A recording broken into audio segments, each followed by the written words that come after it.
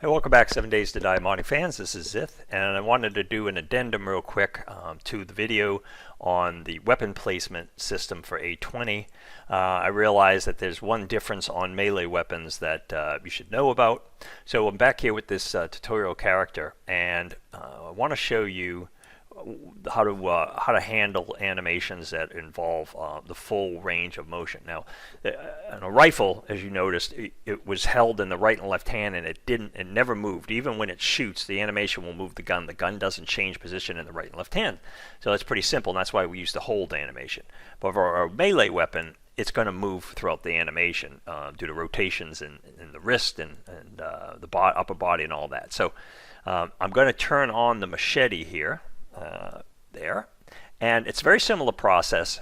You go and find the animation for the particular weapon. Pick the parent. Here it's machete fire. The fire version of each weapon is the full range of motion. It's what it's going to do when it gets to the attack trigger. So picking that, and then when you hit play, you'll notice she's zapping away. So pause it, go back to the beginning. And now you can check the position of the knuckles. See, you lined up. And the machete's one of the trickier ones, but it looks like it's pretty good. She's got a good grip on that there. And so as you slide this, you want to check it through the range of motion and make sure that nothing's getting off. Really, one-handed weapons are pretty darn easy.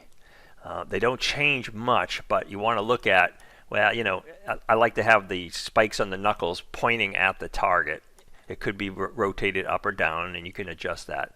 But you can see she sweeps through, doesn't clip the body, and then returns back to the end here.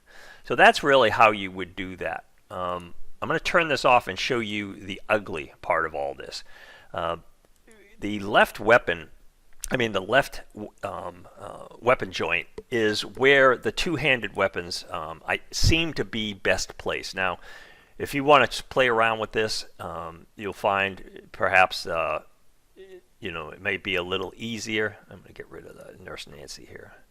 Go up to the left weapon, and I'll look at, let's say, the baseball bat. I'm going to turn on the baseball bat here. Now, in her case here, it's not that bad. We're going to pick the parent and come down and find the, not bartending, well, we could bartend, bat fire, and hit play, and we'll use the little white line to scroll through the animation. You could see where she starts. Ooh, maybe you can't see. It's pretty good. It's a little bit off, but there's a reason for that. It's because any little difference will show up in this process. So as I start dragging this, you're going to notice here, now just after 2 frames, you see it's dropped down, right?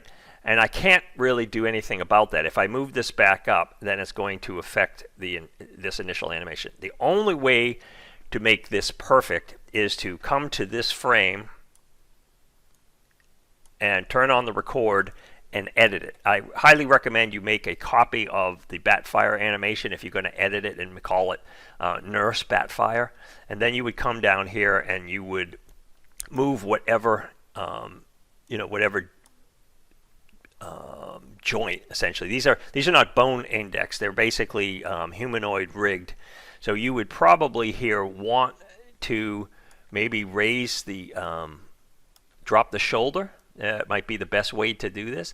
It could be that and rotate the wrist, and you would pick this and edit each of these values for that particular thing on each of the frames. Real pain in the ass. Probably don't want to do it. I did it on the spear animation, but since it's going to vary between characters, my recommendation, unless you really have a passion for a two-handed weapon, avoid them.